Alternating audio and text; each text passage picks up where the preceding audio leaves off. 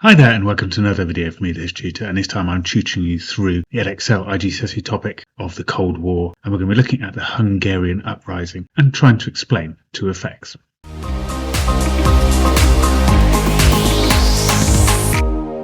So work with me through this video and we will develop a two effects response to the Hungarian Uprising, practicing skills for question 2 in your Edexcel iGCSE exam. So before we tutor through the answer, do revise your knowledge about the Hungarian Uprising. You can look at my YouTube videos or my revision guides to revise your knowledge. Then test your knowledge. We'll have a short quiz and then we'll go through the skills of how to answer the question successfully. And by the end, we'll have an example answer for you to assess your own. Now, let's go to a quick quiz to test your knowledge. Okay, so here's my quick quiz. 10 questions about events from about 1949 to about 1955. You can find this information in my revision guide or on my YouTube videos all about this content. So you can pause me now and revise your knowledge and see if you can find the answers. Where you go. Okay, so here's the answers. So what does NATO stand for? So that's the North Atlantic Treaty Organization. So that's the treaty and alliance between America, Britain and the West against the communist East. When was NATO formed? In 1949?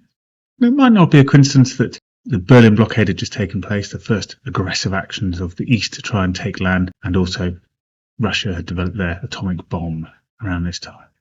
When did the Soviets respond with an alliance of their own, the Warsaw Pact? That was 1955. That's an alliance of the Eastern Bloc against the West, of course. How many countries joined the Warsaw Pact? So that's 8. That's all those countries in the Eastern Bloc and Russia. Who led de-Stalinization and started to give more freedom to Soviet nations? So that's Khrushchev. Stalin died, Khrushchev took over. He gave a secret speech where he revealed Stalin's brutal tactics and claimed he was going to have a slightly more liberal and free communist state. This maybe inspired some of the events in Hungary and Poland where people wanted a little bit more freedom. Question number 6. Who criticized Khrushchev for giving more freedom? So Mao and the Chinese communist leader. So this led to a bit of a split with the Chinese for this time period. What did Khrushchev announce that led to a thaw in the Cold War? So he announced he wanted peaceful coexistence, no longer the Stalinist approach where they're defensive or even aggressive towards the West and they wanted splits. He wanted to start to work together. Name the unpopular Hungarian leader at the start of the Hungarian crisis. Story of events. So that's Rákosi. He was a Stalinist. After de-Stalinization, the Hungarians wanted a more socialist or free-thinking socialist rather than a hardline communist. Who was leader during the Hungarian Uprising that led the changes? So that's Imre Nagy. He started to give some levels of freedom, more different types of socialism rather than hardline communism. But unfortunately, the main problem was he said he was going to leave the Warsaw Pact, which led to the events of the Hungarian Uprising taking place. What was the official number of Hungarian deaths once the Soviet tanks rolled in and crushed the Nagy government? So 3,000 was the number. Here's our question then we're going to look at in this lesson today. It says, explain two effects of the Hungarian Uprising on the relations between East and West. So as with all my videos, I like to get you to think about the question a little bit firstly before we start writing it. If you can interpret the question successfully and work out the skills required, that means you can get more marks. If you don't really think about the question very well and you just list your knowledge, you're not really answering the question and getting the marks available. So pause me now and look at the keywords in the question. See if you can work out what is the mark scheme, what's the success criteria for this question. Okay, so here's what I think you need to be thinking about. Firstly, 8 marks needs 2 points explained. So you probably want 2 little paragraphs. Explain using P or PL paragraphs. And I'll talk about those in the lesson. But essentially, it's about creating a structured argument. When you've made your points, you need to give examples to back up those points. Talk about the main events firstly of course, the Hungarian Uprising. The question says, explain two effects. So we therefore need to explain the impact of these examples. We could then try and do a furthermore to explain a wider idea. So maybe we've explained of that example a short-term idea.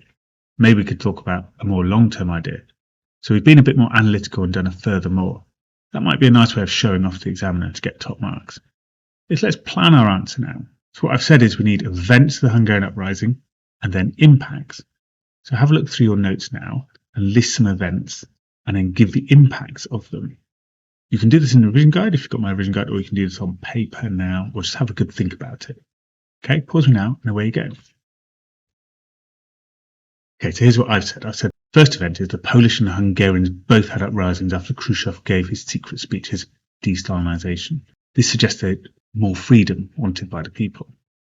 So the impact of this, it started to weaken the Eastern Bloc in the short term as countries tried to resist communism and introduce more freedom. So Russia's going to have to react. The Soviets are going to have to crush this desire for freedom. They want to keep the Eastern Bloc and the Warsaw Pact strong. This meant once the uprising was crushed, the message was clear. You could not leave the Warsaw Pact.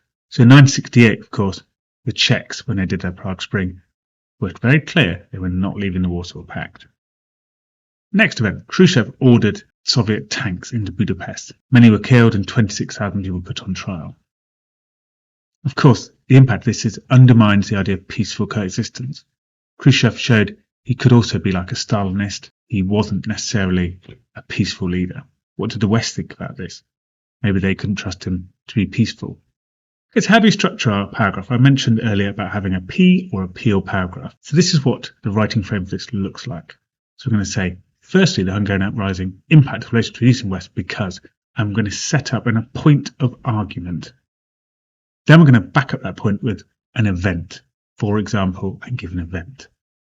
Then we're going to explain this impacted relations between East and West because, and we give our impact knowledge we've just planned. So we could think of furthermore, maybe in the longer term or another place. Maybe we're thinking about other Eastern Bloc countries, maybe. Could give a furthermore. So let's give this a go together, working through a paragraph together. Let's make a point first of all. Firstly, the Hungarian Uprising impacted relations between East and West because our first idea in our plan was about how the Warsaw Pact was going to have to react to make themselves remain strong. Nadzi's trying to leave the Warsaw Pact. How are countries going to react to this? So maybe set up an argument along those lines. So pause me now and off we go. Okay, so I've said, firstly, the Hungarian Uprising impacted relations between East and West because it led to the Warsaw Pact becoming stronger. For example, can we give an event in this, maybe linked to Nadzi's desire to leave? Pause now and see if you can give an event from the uprising. Okay, so I've said, for example, Nadji attempted to create a socialist nation with greater freedom and announced that Hungary would leave the Warsaw Pact. So how is this impacting relations between East and West then? How is this leading to Warsaw Pact becoming stronger? Think about the events and the reactions that take place. Pause now and see if you can explain the impact.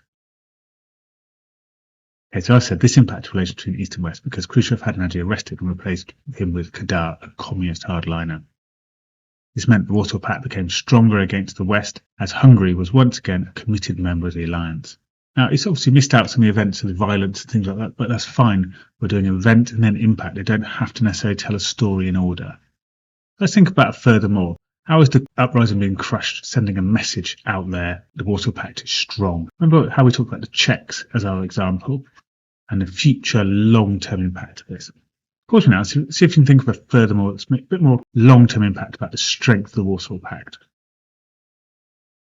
Okay, so I said, furthermore, by crushing the uprising, Khrushchev sent a clear message to other Eastern European countries to remain in the pact or face consequences.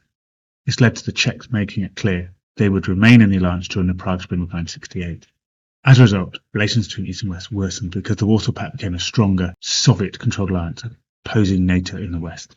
And you could, if you wanted to, link to the Brezhnev doctrine about not letting people leave and protecting the Warsaw Pact countries. It's what would be another good idea for our argument. We talked about the violence ruining peaceful coexistence as our second idea in the plan. So see if you can write your own paragraph now using the writing frame on the screen now. And then I'll show you an example answer in a sec for you to self-assess your idea. So pause me now and off you go. Okay, so I said, secondly, that the Hungarian Uprising impacted relations between East and West because it ruined attempts to develop peaceful coexistence. For example, Khrushchev ordered the Hungarian Uprising to be crushed by Soviet tanks, which led to many deaths. Around 26,000 people put on trial, and Imre Nagy was executed. This impacted relations between East and West because Khrushchev had tried to convince the West that he was not a brutal dictator like Stalin, and that he supported peaceful coexistence. However, the treatment of the Hungarian people showed he was willing to use force like Stalin, which undermined Western trust in the USSR. Furthermore, the Americans continued using spy planes to monitor the Soviets due to this lack of trust.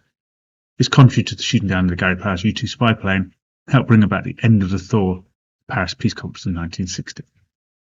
I don't think it's too much of a stretch to connect to the lack of trust developing and continuing and the U2's biplane incident. If Khrushchev could have been trusted, maybe the thaw would have remained and they would not have been suspicious of each other quite so much. Okay, well, I hope you found that video useful and you've managed to revise your knowledge on the Hungarian uprising and think about its impact on the Cold War and the superpower relations. If you found it useful, then do take a look at my playlist for more ways I can help. Maybe even have a look at my revision guide. You can find a link to it in the video information towards my Amazon page. But I hope to see you again soon. Bye bye for now.